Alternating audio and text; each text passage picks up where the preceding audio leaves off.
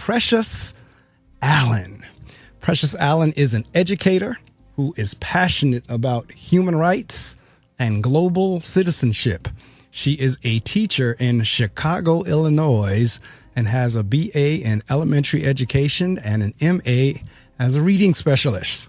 She enjoys donating to charities, jogging, and spending time with her family and friends. And I'm thrilled to welcome Precious to the Reading Circle microphones, as she has written a children's book. Actually, it's not just for kids, and we're going to talk about that. But one, I love her name. One, because she says Precious. And two, the Allen, the A-L-L-E-N. That is my middle name.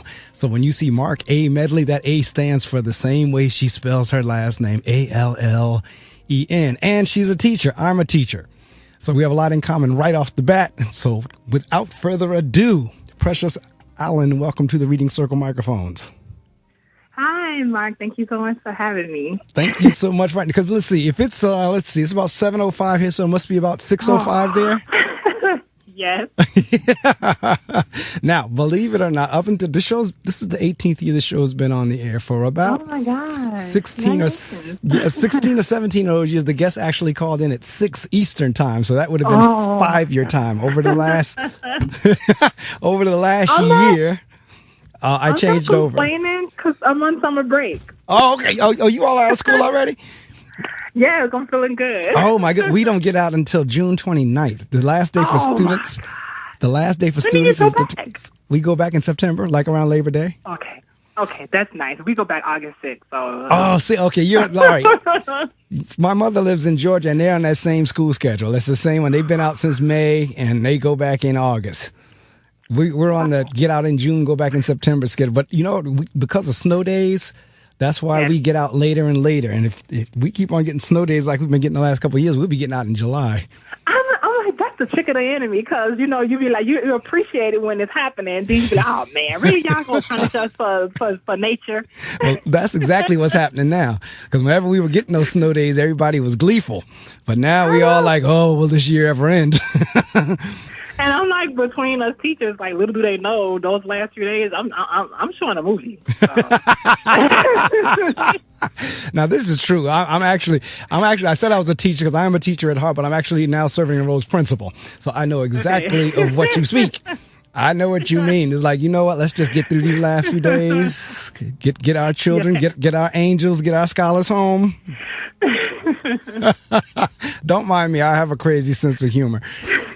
But in any event, I say, and the other thing, you have your master's as a reading specialist. Now, the whole point of this show is to encourage people to read more. Yeah. I don't care what they read, as long as, they're of age, and as far as the kids, as long as they're not bringing anything pornographic in there. Like, y'all read what you want to read. I don't care if it's comic books. As long as you're reading, that's the only thing that matters. And so when the show started 18 years ago, the whole purpose of it was to encourage and increase reading. And so my guests have been, over the years, predominantly authors. And we've covered all genres. So I've done children's books before. I've done Christian books. I've done erotic books. You kind of name it. We've spanned the gamut. And so I'm always happy for that, because I want people to hear about your work and support you and go out and get the book and what have you. So, as I said, I don't have a question sheet per se, but I kind of go all the way back to, all right, now you are now a published author. Yes. As a child, and you're a reading specialist. So somewhere along the lines, you developed a love for reading. Let's start there. Yes. Was that something as a child, or did that come later on? My love for reading started when I was 5. My mom bought me the entire Dr. Seuss collection. So I just really started picking up on, reading poetry, and stuff like that. But I didn't want to teach reading until I got to high school. I grew up on the west side of Chicago, so I really didn't grow up in a really good area where schools were properly funded and everything.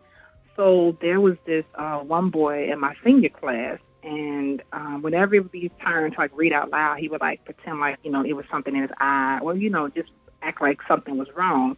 And then I picked up that he couldn't read. So I used to try to tutor him, but he was so far behind to where it didn't work. So I told him okay, whenever you're called in class, I'll whisper the reading to you, and then you'll just say it out loud.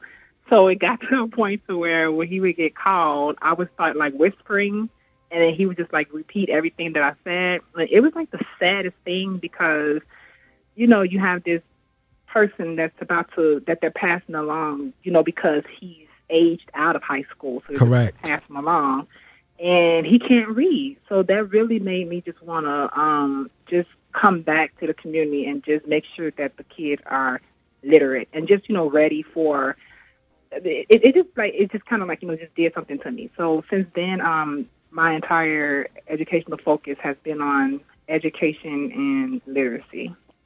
That's amazing that you would have the heart or the mind or the compassion to recognize a fellow student who couldn't read, and now that kind of pointed you on terms of your career path. That's interesting in and of itself.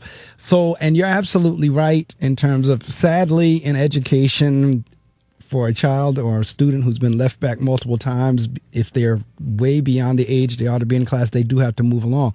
But with that being said, I honestly, my heart goes out to people who cannot read, because everything we do now, and we're becoming more and more reading and comprehension intensive, meaning with the technology and everything that's going on, we're actually replacing human beings with the computer and the machine. And if you can't read those instructions and follow what it asks you to do, you're going to kind of be left out. And I share this example all the time on the air, probably about every week, because I'm usually talking to an author that's talking about reading. I've been at the ATM with people who don't know how to read. And the ATM now, it's not like when ATMs first came out, they were kind of straightforward. You put your card in, you ask for your amount of money, and that was it. But now it comes back with a whole lot of instructions and choices. And do you want to do this? Do you want to do that? And I've been to the ATM where folks couldn't read and they were just sitting there lost. Oh, it's heartbreaking. It is. And everything. And like when we go to I don't know what the big hardware store is out there. I don't know if Home Depot is in that area or not. But when you start going into these like Home Depots and Lowe's and all the different supermarkets and everything, they're giving you the option to pay, and actually they're taking away more and more of the cashiers, where they're giving you the option to pay for yourself. And again, a whole bunch of instructions are kicked back at you. So if you can't read, you're really going to be stuck. Yeah. And so not only do you, and matter of fact, before I even go ahead, because you said you're in the Chicago area. I just met somebody that was in that system and lives out there. She does restorative justice. Her name is Karen Lynn Morton. Are you familiar with her? No. Okay, because she's out in that Chicago area as well. So you're like my second person in the last 2 weeks that I've met out of the Chicago school system. I know she was in there. She's been doing a lot of work there. She came up to do a workshop for us on restorative justice. But she's Karen Lynn Morton. And so when you said Chicago, I said, let me ask and see if your paths have crossed. But I digress, getting back to our interview. In terms of, all right, now, so there's a lot of things going on with your book. What kind of drove you? Because now I understand where you got your love of reading from at 5, which I started early as a child as well, watching my father read around the house. Usually that's the way it goes. You developed your love for reading, and then you saw another child who couldn't read. That pointed you on your career path. At what point did you decide you wanted to write a book about it? Well, I have a biracial daughter. She's half Mexican, half black. And when she was 3 years old, I took her to the park. You know, she was playing with some kids. And then it was a Caucasian lady who didn't want my daughter playing with her daughter, so she kind of like snatched her daughter up and like walked away angrily. So my daughter didn't really understand what was happening. So she started doing things like asking like, well, you know, why, she started just saying things like, well, why is my skin browner than this? Or, why is my hair, lighter than this person? So she started to question herself. And I feel like that parent didn't really know what she took from me, because these are questions that, you kind of ask when they're a little older. So I was trying to explain prejudice and racism to a 3-year-old. So I just put it in a poem titled Love You For You. And it was just about, just appreciating who you are, loving yourself for who you are, not, changing because someone else, made you feel bad about yourself. And when I started getting into teaching, I wanted it to go beyond my daughter. So I kind of changed it and wrote and turned it into a book. And then the further along I got into teaching, I started collaborating with teachers in Japan, India, Afghanistan. Just like I joined this global network of teachers. And then I rewrote my book and I turned it into more of a global citizenship thing. So it stems from that moment in the park, but I wanted to make it more of a global message. So that's where the concept of the book came from. That's amazing to me that you share that experience, and I'll tell you why. One, because you're not that old, so that means that experience could not have happened that long ago. I mean, not like whenever we were in the 60s and the 50s and the 40s and 30s. Whatever. That experience could not have been that long ago, which means we haven't come as far as we think we have. If somebody can sit there and look at an interracial child and snatch their child away, that is ridiculous. It really is. I mean, whenever you think about it, it really, and the good news is, if you look at television advertising now, they're beginning to push interracial couples more and more. Yes, they are. I've noticed. Yep, and more commercials, we're beginning to see interracial couples. And I mean, because I know, again, back in the day, and for some people, and that's why that woman snatched the child away, that's heresy. Like, oh my God, I can't believe they're mixing. Yeah. But people are people. I mean, I've never kind of understood the whole racial thing because we all bleed red. Yes. If we cut ourselves, we all bleed red. And not for nothing, if you ever looked at most interracial children, they are fine as heck. Yeah, they are. Usually, I mean, they really usually are. That's why I see people generally, instead of us celebrating our differences, we try to make the differences something bad. When in reality, it's the differences that bring everything together that actually makes it better. Yeah, I feel so like free and just I just feel more open when I'm like connecting with people from different cultures and backgrounds and stuff. I actually, it exposed my kids to it in the classroom. And what it does for me is like it just beats down the stereotypes that I had in my head before meeting this person, or the biases that I once had. Like it just proves that how television can be a lie, because if you go out and you actually meet people, like they're not what's portrayed on television. Absolutely. You're absolutely right. I mean, that's the sad part about television. It is a major influencer. And I've had the opportunity, I'm so grateful to God for it, to travel around the world. I've had the opportunity to do France, London, Italy, China, Germany. I'm trying to think a couple more. And next year, if I'm still alive, God willing, I'm heading to South Africa. So when you meet people from around there, you really do realize people are people are people. Mm-hmm. There is none of this, I'm better than you, you better than me, this, that, and the other because of the color of my skin or this, that, and the other, or the language I speak or my dialect or what have you. So you're absolutely right. But the sad part, again, because I noticed there's a part of your book that deals with bullying, because sometimes because of differences, whether it's race, whether it's color, whether it's tall or short or heavy or thin or whatever, that sets one up for being picked on.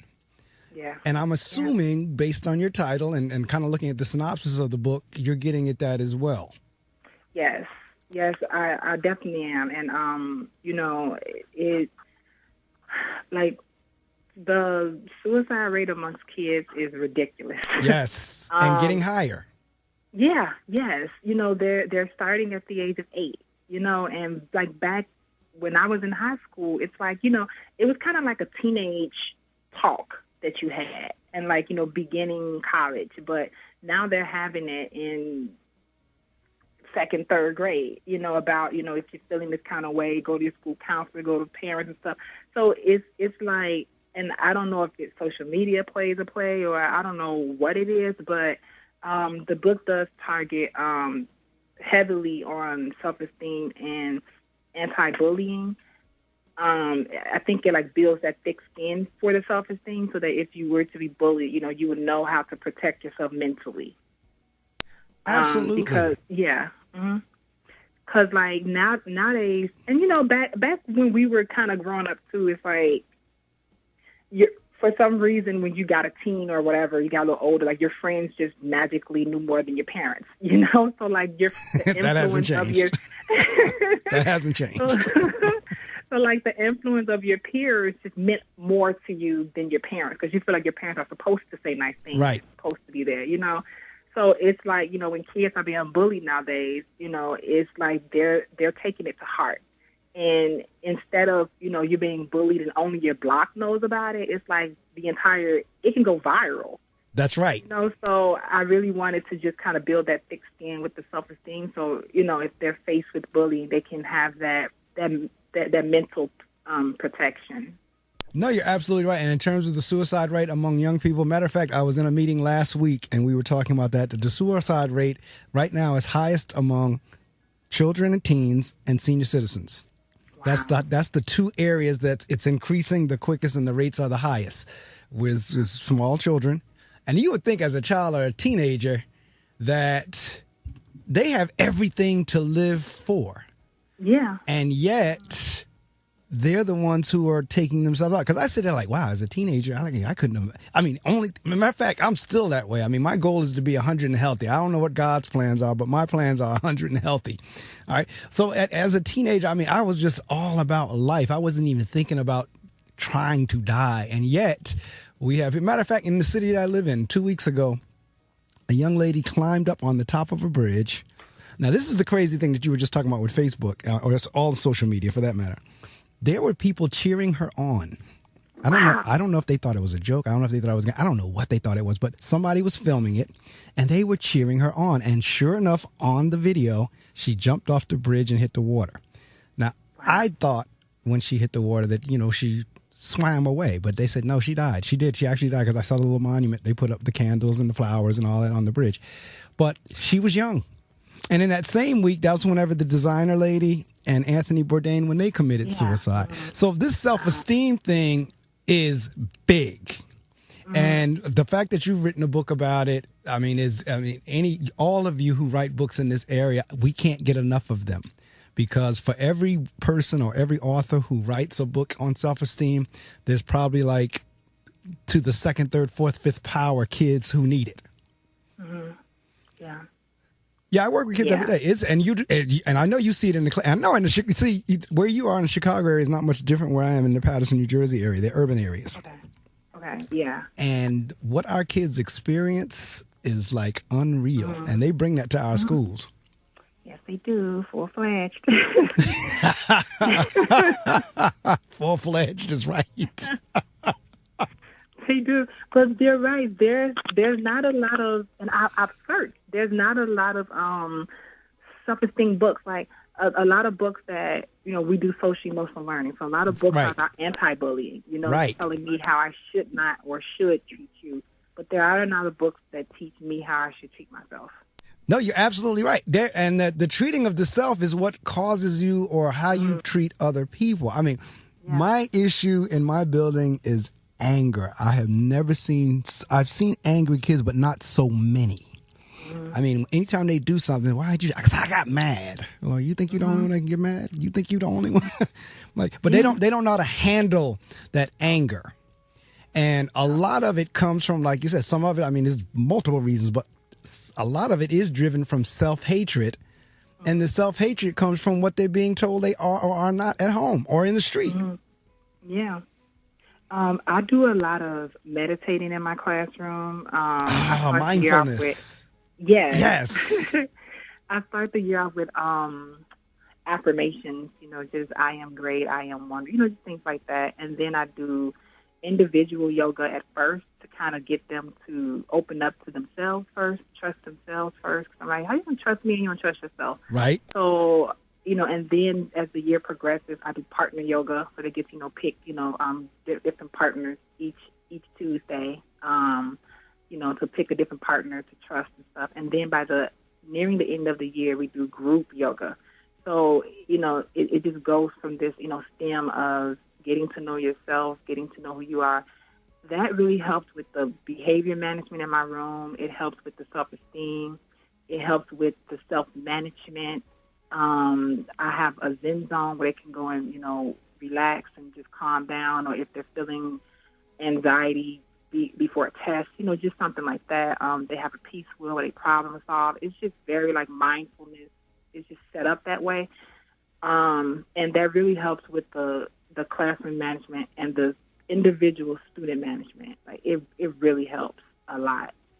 And I think that's a piece that I think, we're pushing all these test scores and, but I feel like a big piece I would like for mindfulness or meditation, and people think meditation is a religion, and it's not. Correct. And it's like I would like for that to be pushed into legislation just as much as reading math, because these school shootings are crazy. Yeah, they are. It's like, we need to do something different. Yes, I could not agree with you more, and I've been saying the same thing. As a matter of fact, my focus, I already made it known to my uppers and lowers. I mean, my superiors and the staff members. The focus next year is going to be solely on social, emotional.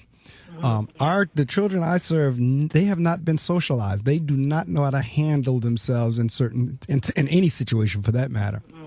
And so I've already made it well known where we're headed in terms of focusing, and the mindfulness piece is a part of that. A couple of my teachers came to me with the idea of, can we incorporate mindfulness? And I'm all for it. And when you were just talking about assessment, don't get me on that soapbox, because I won't have a chance to interview. I'll be talking the whole time how I think that we assess these children too much. And that is a part of the self-esteem thing as well, because, all right, let's go back to your classmate who couldn't read. What did you say he would do? He used to like pretend like there was something in his eye. Okay. Or, yeah. All right. Now, so now I've just given him 90 minutes of having to pretend there's something in his eye. Mm-hmm. Okay? Because, I mean, when we were in school, periods were 20 minutes, 40 minutes, or whatever you were. Yeah. We changed, some of the legislation changed and everything. Now we went into 90-minute blocks of 90-minute language arts, 90-minute math. And I'm not saying math and language arts are important, but they are. But the other things that we've taken away and cut out are just as important. And so when, like you're saying, like mindfulness and things like that need to be incorporated into curriculum schedules, I could not agree more. Especially in 2018 when things are so volatile and so violent. It's got to be a way that we can, take it down some kind of way. Mm-hmm. Yeah, sometimes I feel like, I get too personal too. I'm like, it's just strategically set up for failure. I agree. Like how are they supposed to do anything? Then they grow up to be from angry kids to be angry adults. Correct. It's just a cycle. And see, again, with this assessment thing, I'm constantly failing these assessments. Out of a score of 100, I'm getting a 2. And I got those 2 for writing my name. Okay, so what is that constantly reinforcing to me? And in my mind, there's more than one way to show if you've mastered something. And it's not always taking an assessment like pencil, paper, or either computerized type test. There's oral, there's, demonstrate with your hands. There's a whole lot of other ways the child can show whether they've learned whatever it is that you needed them done. And the other piece is, as teachers, one of the things we have to do is help the kids connect the dots why they need to learn that. What am I, how are you going to apply that to your life at some point? Or why is this important to you?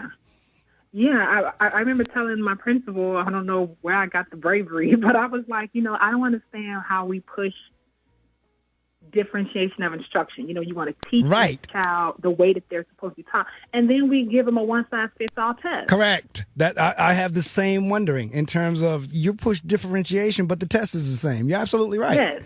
I mean, and those of us that got a little bit of common sense can see that. I don't understand why the lawmakers don't. I do know that. They've never been in a classroom. They've never been in a school. Yeah. So I do know. Money. That's exactly right. Ooh, someone else who knows. Wow, I'm not crazy. Okay. So going back in terms of the self-esteem, how does that, whenever you're working with kids on that, do they understand when you say self-esteem what you're talking about? They do. When it's like the way that I started off is like, I see you. Like I see, you're not just, another student passing by that I have for 10 weeks. Like I see you, I see the person inside of you, but I need for you to see that light. I need for you to, to value the person that is inside of you. Because, once, you find out who you are, as much as you can, and, you learn to appreciate yourself, then you'll be able to see the light in other people, and you realize like how we're all connected, and it's really hard to look at someone and see the light in them and then try to bully them or try to hurt them, because that, just like, you're loved by someone and you're cared for by someone, they are too. And even if, that wasn't the case, you know that this is a living being. So, to want to damage that or hurt that, like that's not a way that you want. And because I teach second grade, and like I okay, all right. I tell them your personality. This is how I talk to them. Your person, because these ain't the regular average Joe. So like your personality is set by the age of 7. So right. If you're mean and angry, like you're gonna grow up to be a very mean and angry person. Like there has to be some type of change to happen. So this is a very, very critical year. So I just have them do a lot of self-reflecting, and that really has promoted a sense of self-value. That we have a personal journal that they write in, and at first it starts off with like one or two sentences, and by the end of the year it's like the entire page. And like just writing, just pouring into themselves. I don't read it or anything, but they just pour into themselves. I have them write poetry. I have them write rap songs, regular narratives, and just the things that if they wanted to share out, just the things that they have said about themselves. Because I told them sometimes if I told you to turn and compliment your neighbor, you're gonna have a million things to say about them. But then when I tell you to compliment yourself, it's so hard to think about one. Why? Because we are our worst critics. We're the first ones to put ourselves down, and that should not be the case. And you see, the interesting thing for me about self-esteem is self-esteem can be deceptive and can be tricky, and I'll tell you why. Yes. I look at you and I see a very attractive young lady. So the initial thought would be, oh, she has to have plenty of self-esteem because she's attractive and everybody would want to be with her and she's happy and has a pretty smile and yada, yada, yada. That's what one would think. And yet what I have found in a lot of cases is the more attractive a person is, the less self-esteem they have. Yes. And the example I've used on the air when I talked this discussion, I remember years ago when my daughter was in high school. And I went to one of her performances, and it was this very pretty young lady that had just sung a song and everything. And I mean, gorgeous kid. And the principal comes up and says, I'm going to share a secret with you all if this child doesn't mind or whatever. And the principal says, you see how wonderful this child performed, and do you see how beautiful she is, and so forth and so on and so forth and so on. That you would not believe that this child had self-esteem issues. I almost fell off my seat. I said, you've got to be kidding me. What could not this child not have had that would not have made her feel good about herself? She had the look, she had the talent, she had the grades, she had the package, if you will, and yet she didn't love herself. Mm-hmm. And I always find that is very ironic. I always find that is very the people that you think. It's the same thing with these suicides. It's kind of like, okay, with Bourdain and the designer lady, you all are millionaires, billionaires. You got your own companies. You travel around the world. What's not to like about yourself? But yet they have just as many issues, if not worse, than someone who would be considered, I guess they would consider themselves ugly or unattractive or whatever. Yeah, I know. With me, I suffer from self-esteem issues probably for years, and so I've always been on the thin side and stuff like that. And in today's society, I don't even look at Instagram because I'm all these hips and thighs. I don't have it, but my thing was I started being teased for my height and stuff like that. From the age of 5 to 7, I was molested. Ooh. Okay. So all right. It wasn't so my parents probably looked, I've stayed on the honor roll and stuff like that. So, but it was more of an internal thing. And, growing up, it affected my relationships, and of course, personal and with friends, because my guards are up and just thinking everybody's out to hurt me. And, it's when something happens like that, when that kind of trauma happens, it's like that. The adult in you is functioning I can pay bills and stuff like that, but there's a child in you that's functioning within you also. Correct. There's this conflict of a child and an adult, and just when you don't have that child part healed, a lot of self-esteem issues can arise, and a lot of So that's kind of where mine came from. And you know what? Let's see. Over the years, the bulk of my guests, like I said, they're generally authors, And the bulk of the authors, not that I don't interview women, but the bulk have been females. There's a higher percentage of female guests I've had on the show in terms of being authors than males. And of those female guests, now you just said you were molested, would not believe the percentage of females that I've had on the show that have been molested. It has always blown me absolutely away. I mean, I've had... It's taboo to talk about. Right. In certain communities. But it is, I mean, first off, you all are very transparent when you come on the air. But it always leaves my mouth dropped wide open at the number of females who've been molested, and sometimes by family members. I had one guest some years ago who was molested by her grandfather. I mean, and it's just, it is something else. And so, okay, that would be the hidden thing that somebody would not know. Yeah. Unless you told it. If you didn't tell it, nobody would know, because then they would be wondering, well, what's wrong? I get it. That makes a whole lot of sense. And see, that's the sad part. A lot of the kids we serve, especially in the urban area, and I'm not saying it doesn't happen in the suburban area, because it does. They can hide it even better. But a lot of the children that we service, I tell my VPs and our teams that we talk to all the time, our kids are hurting. Yeah, these behaviors that we're seeing is an outcry for help. It is their way of, like you said, the young man pretended like something was in his eye. They're going to come up with some kind of way to deflect or something to distract or something. They're crying out. That's the bottom line. It's a cry out. So when you get into a book like yours that says, love you for you. Now, you would think that would be an easy message to sell, but it's not, because I tease the kids all the time. I said, now, look. Kids, let me help you understand something. Mr. Medley loves him some Mr. Medley. I love me some me. And I don't mean that in a cocky and an arrogant way. I just mean I love life. I love me. I love what I do. I love what I am, so forth and so on. Trying to help them get to that same place. What has been your experience in terms of, or have you had a child that literally hated themselves and you were able to like work them through it? Or talk to me a little bit about that. Yeah, I've let them, well, like, generally I've let them know, like, loving yourself does not equate to arrogance. Right. You know, like, you're not arrogant for doing that. But there were, I've had a couple of students that, I'll speak on one, he's just angry all the time. Like, angry at lunch, angry at gym, just angry. And, he had some home issues, and, his, brother passed away when he was 2, so he was missing his brother, and stuff like that. But it was just like, I feel like the parents didn't know how to get help for him, so he just went grade to grade, just being angry and frustrated and feeling like no one was, understanding and listening. And the social emotional, like the meditating, the yoga really helped with that.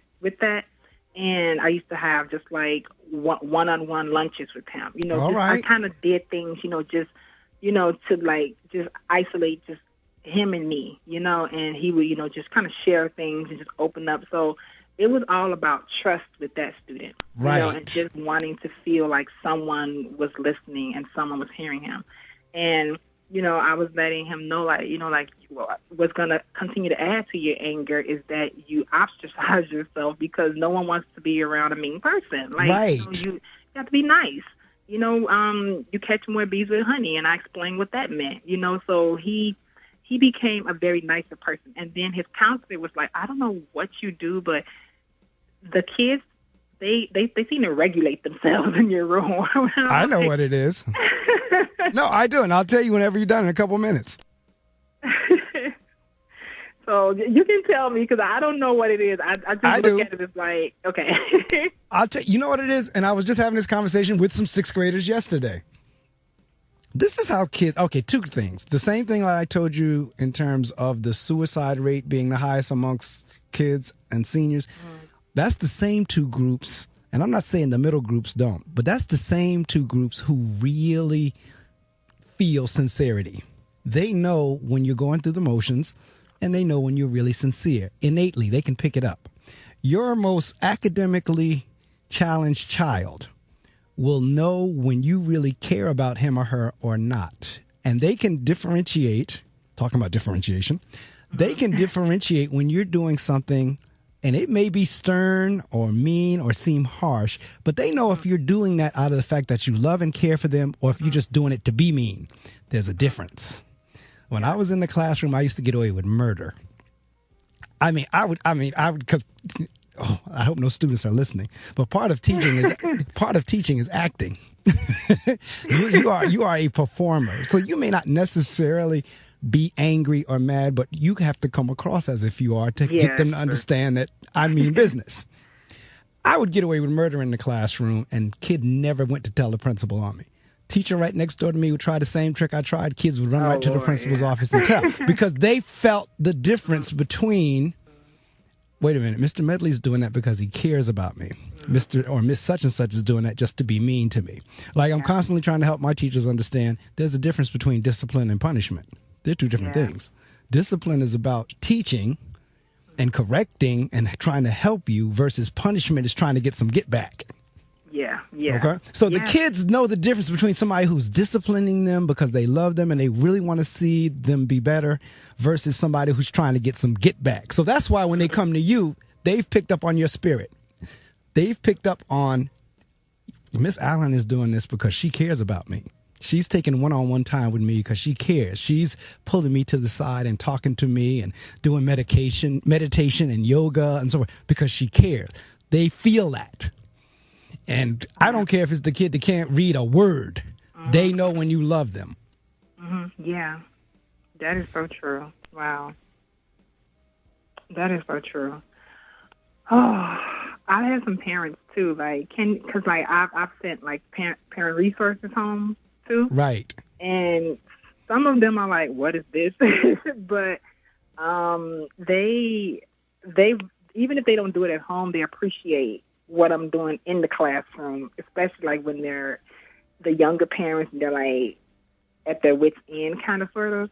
Right. They just see, and I tell them this is because sometimes the parents come in even more guarded than the kids because, it's so much happening in the community with the police and, the broken school system. So they come in very guarded. So my first thing with them is I am not the enemy. It's not us versus them. So I'm here to help you raise your child.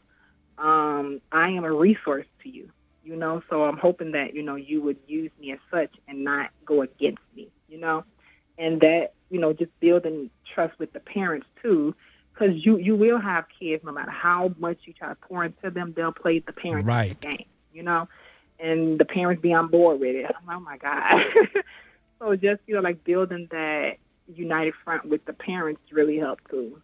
And sometimes they need just as much help as their kids do. But I don't know how to, when you don't have a school that's set up to foster to that because they have, and it's not saying it's a bad school, but when you have, states breathing down your neck about this and that, the last thing on the principal's mind that, what the principals I've served under is trying to get some social emotional help for the parents when they're trying to produce these test scores for funding for next year. So it's I feel like we just need, I think it's just set up to a point where, you just have to take it as a year-by-year thing and just kind of add a little bit more to it. 'Cause I would definitely like to see a lot of more parent development. I agree. How we can help them and how they can help their kids. No, you're absolutely right. And see, you're going right down the street where we're headed. And we've tried some things in the past in terms of parent classes, but that I have on my drawing board again. As I said, everything that I'm doing in my building from starting for 1819 is going to be centered around social, emotional, and that includes the parents. Because you're right, a lot of I cannot say how many parents have come into me and said, Mr. Medley, I don't know what to do anymore. Now, I can't connect with that only because that was not an issue for my parents with me, and it wasn't an issue for me with my kids. But I have parents coming and saying, I don't know what to do with them anymore. But they're yours. I was like, no, okay, do you pay their cell phone bill? Yes, I do. Stop paying it. Do you, you don't have to buy the $200 Jordan. Stop buying it. Because they come in and they'll tell me, I give them everything they want. I said, that's part of the problem. Stop giving them everything they want. But, I'm saying all that to say, I've had parents come in and say the exact same words. I don't know what to do anymore. I got a parent of a second grader Funny, oddly enough, you said you teach second grade. I have and I think this boy either been abused or been around abuse or seen abuse or something, because his words and behaviors and everything like that just kind of smacks of it. But in any event, she's another one that came in and said, now this is a second grade. He's 7, 8. I don't know what to do with him. I'm like, wow. But they have to recognize, as you said a couple of minutes ago, that the parents need help too. They do. And they have to be willing to reach out, and they have to be willing to drop the pride and say, I need some help. Can you help me? Yeah. Because they're going to be teenagers very soon. Oh, yes. You don't know what to do with them now. I know that's right. And because, see, that's who's going to be coming in shooting up these buildings. If we don't get it now, that's going to be the shooters of the future.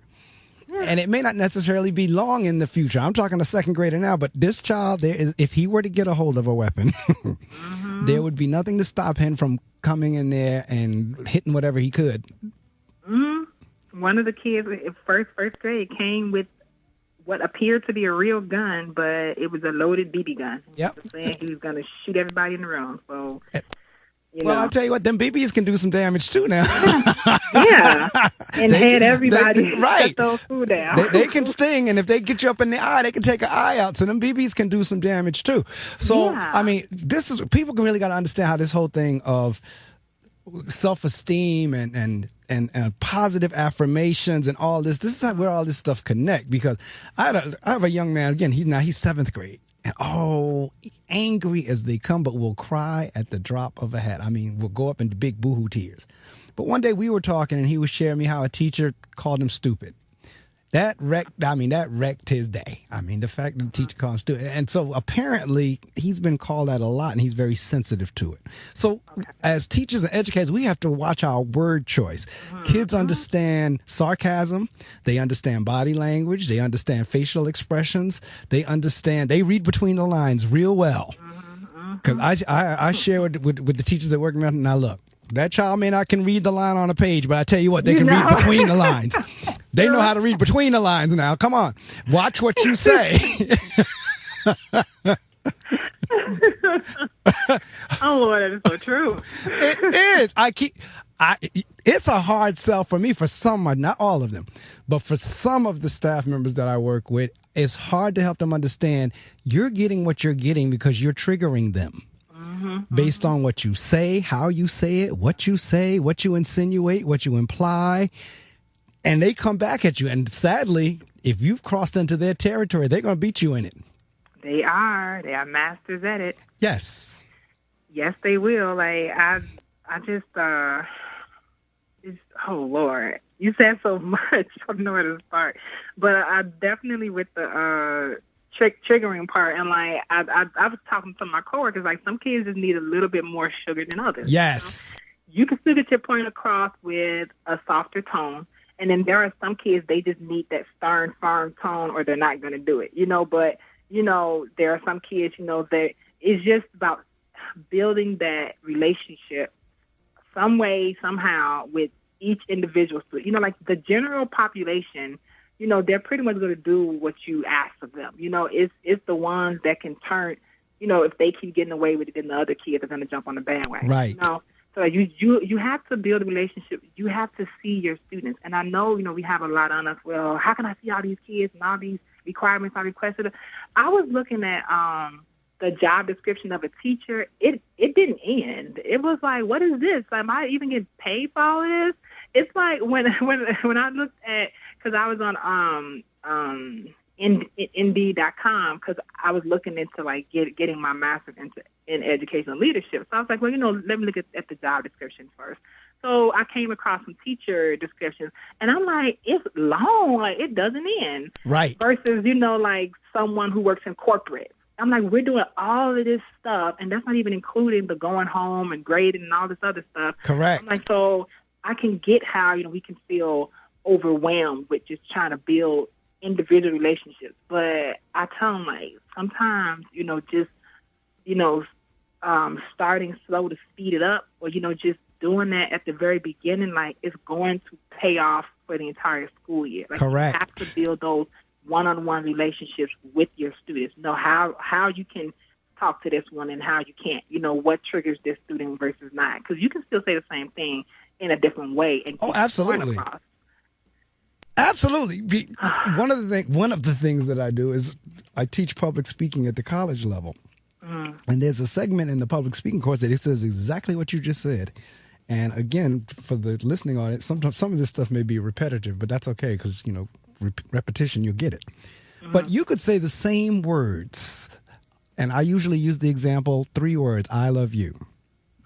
You can say, I love you. I love you. I love you. Same 3 words, but by the tone that you've said it in, get a totally different meaning. Yes. And the person on the receiving end would know exactly what you meant depending on how you said that. So it's the same thing in the classroom. Now, back to what you were saying a couple of minutes ago about the job description. As teachers and administrators or educators per se, we wear so many hats and the hat list keeps getting longer. Yes, it is.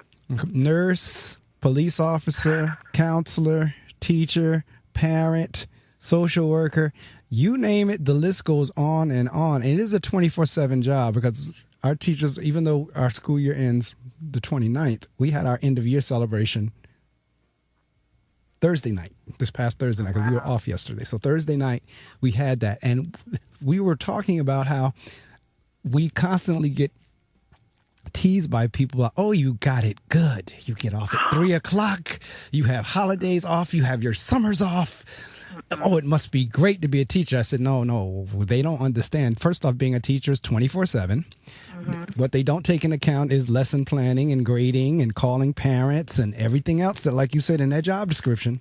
And then there's so many things we do that are not in the job description. As I said, some of the other hats that we have to take on. But it is, if you're going to do it, you have to have a passion for people. Because teaching really is about relationship building. And one of the things you're talking about, going back to your book, not only do you have to have the relationship with others, you got to have a relationship with yourself. Yes. And the interesting thing about, because see, this is where this thing gets really quirky, if you will.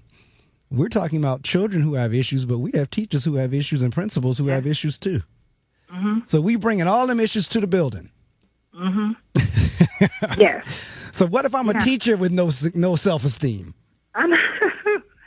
I tell people I was actually part of a Breathe committee this year, and it the only focus on it was once a month on a Friday, the last hour. It focused on catering to the teacher.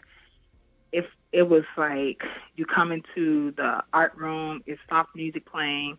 You can paint. You can listen to therapeutic music. There was a massage chair.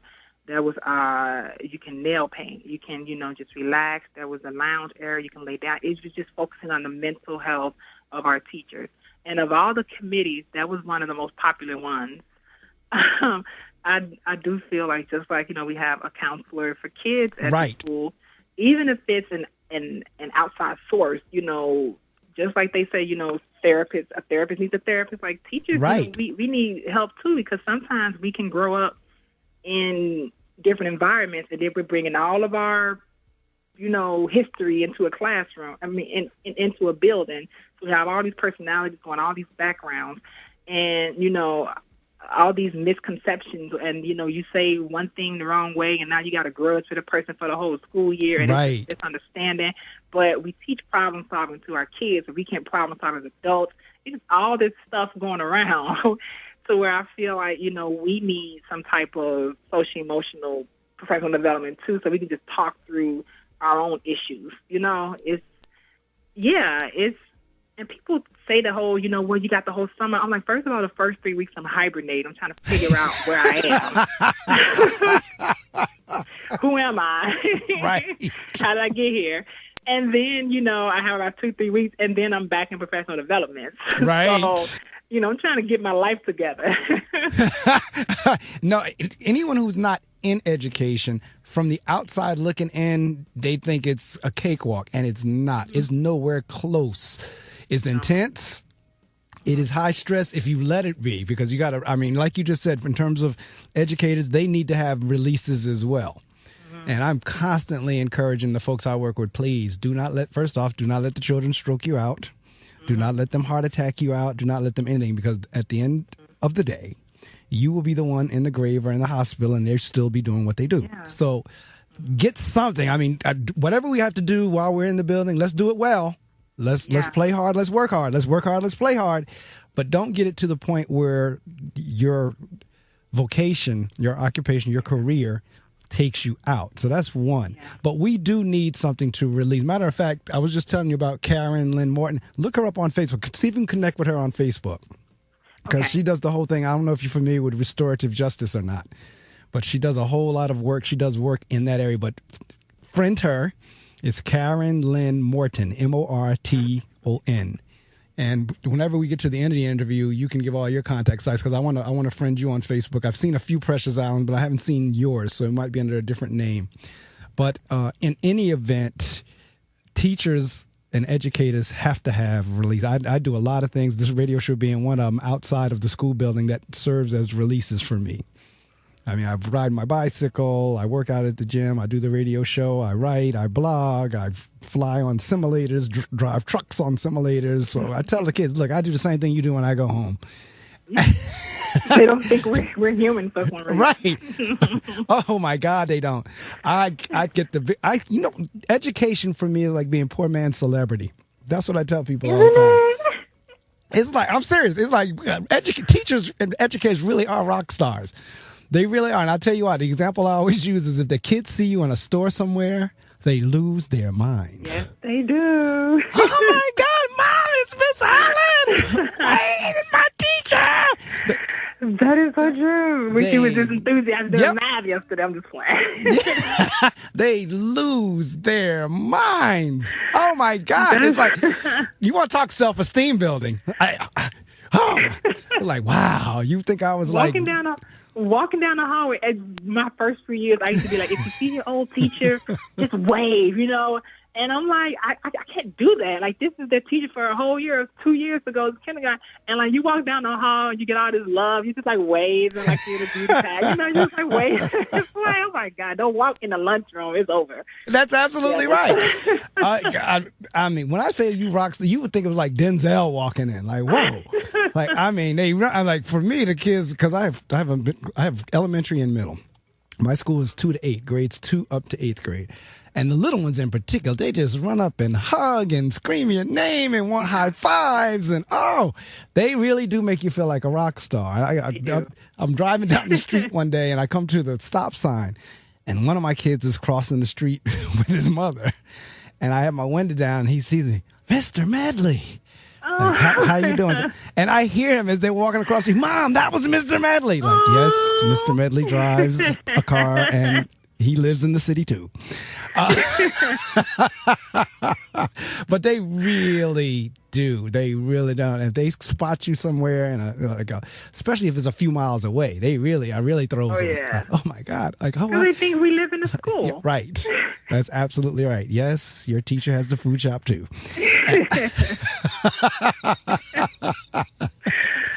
But it is, I tell folks all the time, and this is, circling back to the same thing with the self-esteem, so forth and so on.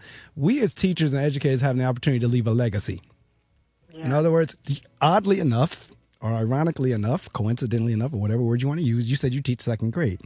Of all of my teachers that I stay in contact with is my second grade teacher. She is still alive. She is in her 80s. And I just talked to her a week and a half ago. And matter of fact, I had a meeting in my alma mater elementary school, and I walked around the building at the end of the meeting and found my second grade class. And I took pictures of it and posted it on Facebook and everything. And it was 2 rooms. It was that I wasn't quite sure. It was room 106 and room 112. And I said, now, one of these was my second grade class. I'm just not sure which one. So I call her up, Miss Royster. What room were we in whenever we were at school 15? I said, was it 112 or 106? She said it was 112. I'll never forget it. I said, I thought so. So and I got room 112 posted all over Facebook. But that was my second grade class. She was at my 50th birthday party. My second grade teacher. Gosh. And so and I stayed, matter of fact, because I'm a principal in the same city that I went to school in, a lot of my teachers and principals are now my colleagues. But my second grade teacher, if I don't keep in touch with anybody, I keep in touch with her. And so that's just how much of an impression that teachers make on children. Yeah, oh my God, it's so beautiful. So imagine one day when you're 80, you have a student that's still contacting you. I hope so. I couldn't find any of my teachers on Facebook or any. They probably had some under all kind of names. But your work in terms of the self-esteem, it is, oh my God, I cannot get across to the audience and to you how important it is. Self-esteem is a major issue. And you brought up a very important point in terms of the pieces that we can't see. Because if you have someone who's been molested or raped or mentally abused or any kind of abuse, that you wouldn't see and you wouldn't know because folks are not going to share that in general. Yeah. Especially kids. I know a kid's not going to share it. After you become an adult, you may get into it, but children are not going to share that. And so we don't know. So we're kind of working in the blind. Mm-hmm. Like, you ever want to find someone that can keep a secret as a child? Oh, yeah. Oh, yes. Yeah. And so when you were talking about the suicide rate, I know we have to do it by law, but as soon as the child says any of those words, like I'm going to kill myself, I want to kill you, I'm going to blow up the building, they have to go out on what we call crisis. They can't come back till after they've seen the psychologist or psychiatrist. They have to be signed off.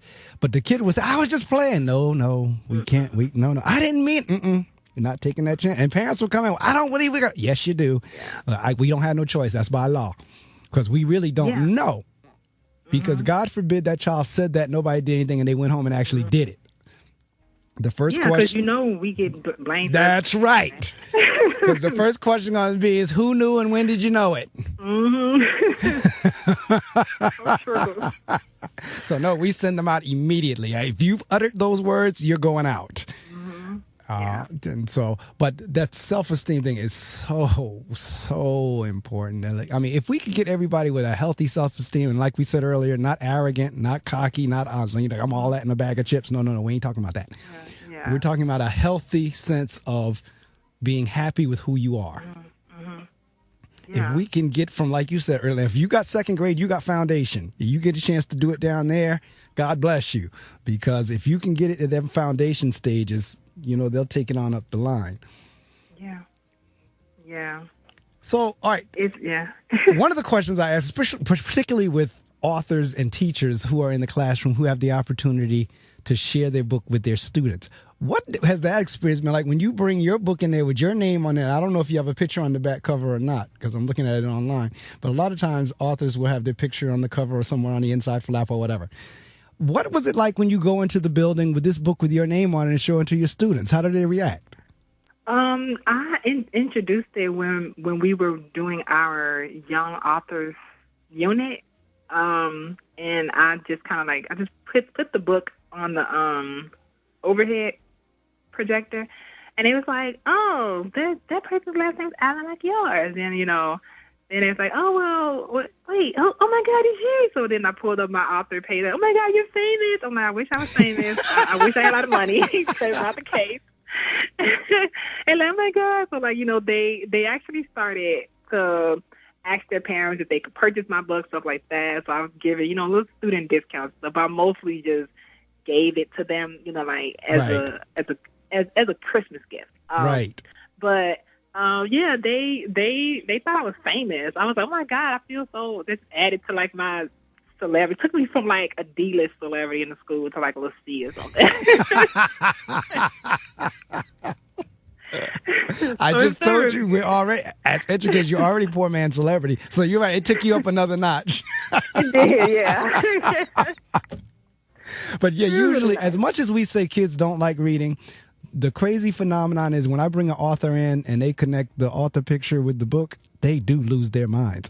I'm always like, wow, I thought you didn't like reading. It's about being seen on TV or something like that. It just does something to us. It really does. Well, I tell you what, we've come down to about the end of our interview. And what I do at this point is I allow the author to promote any way he or she would choose. And you can say anything with the exception of a dollar amount, any web pages you have, your Facebook page, any way that folks need to contact you to get copies of your book or have you speak or meet their kids or whatever. I shut the mic off and allow you to self-promote, like I said, with anything with the exception of a dollar figure. They can work that out with you when they talk to you. Okay. All right. So I'm going to turn the mic off and let you go. Whenever you're ready. Okay. My name is Precious Allen, and the most success that I've had is promoting my book via Facebook, and I'm at Precious Allen, the author, on Facebook. That's Precious Allen, the author, and usually I have my book link posted there.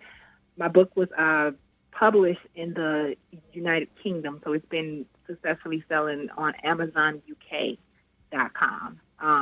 So those are like the two main platforms that my book has been selling on. So if you're if you want to purchase a book, you can go to AmazonUK.com, or you can find me at Precious Allen, the author, on Facebook.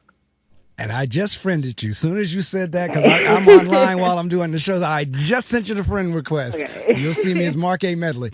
But so you can get in touch with Precious on Facebook. As she said, you have the book. On my Facebook page, I've been posting the cover of the book and her, her profile and so forth and so on. She's also on LinkedIn. And you can, again, you can find her on Google. Let's put it that way. And then get the book, because, again, I know it can be used. Parents can use it sitting around the dinner table, if we do such a thing anymore. Parents can use it there at home. Discussion starters. Teachers, you can use it in the classroom. Again, as a discussion starter, you can have the kids do some work in terms of what self-esteem is all about. Ideal book for you to be able to get that done. Okay? All right. So, Precious, I know it's 8:05 my time, which is about 7:05 your time. I thank you so much for rising early with me and, taking a little bit of time away from your summer vacation that everybody thinks we just have so much time off. No. But taking some time for your summer vacation, I thank you so much. And as I said, it's recorded, and I will get the link to you, and you can do anything you'd like with it. I'm 2 weeks behind now, so this will be my third. I got 3 shows that I need to archive, so I will get it to you shortly. Okay. Thank you so much for having me on your show. Thank you so much for joining me, and I wish you nothing but the absolute best. Okay, you too. Have a great summer. Thanks, you too, and we'll be in touch. Yes, I will try. But we'll be in touch. Okay. All right, take care. All right, you too. Bye-bye. All right, that wraps up my conversation or my show this morning with Precious Allen, the author. And it's always good to talk to a fellow educator who really kind of knows what the front lines are all about, because I'm convinced that most of our legislators are clueless in terms of what goes on in a school or a classroom, of how a school actually operates on a day-to-day basis, and how certainly a classroom runs. Because if they had any inkling, some of these things that we're tasked to do, we wouldn't be tasked to do them, because they would see, okay, based on what these teachers and principals and everything that they have to do just to get through school, all these hats we're talking about, they would have an opportunity to see that that's frivolous activity. Having them do this, that, and the other is frivolous in comparison to the main thing. And they would also see that all this assessment is being counterproductive. Now, you say what you want. That's the Marc Medley opinion. All this assessment that we're doing with these children is counterproductive. It really is. In terms of the self-esteem, it's all connected. As I said earlier, you're giving me 90 minutes of something I don't like to do, don't want to do, and for the most part, at the moment, can't do. What does that do for self-esteem? So many pieces to that puzzle.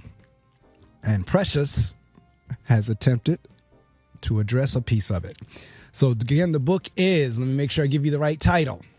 The book is Precious Allen, Love You for You. It's a children's book, but it can be used by adults as well. Again, the author is Precious Allen, real easy name to remember. Love You for You.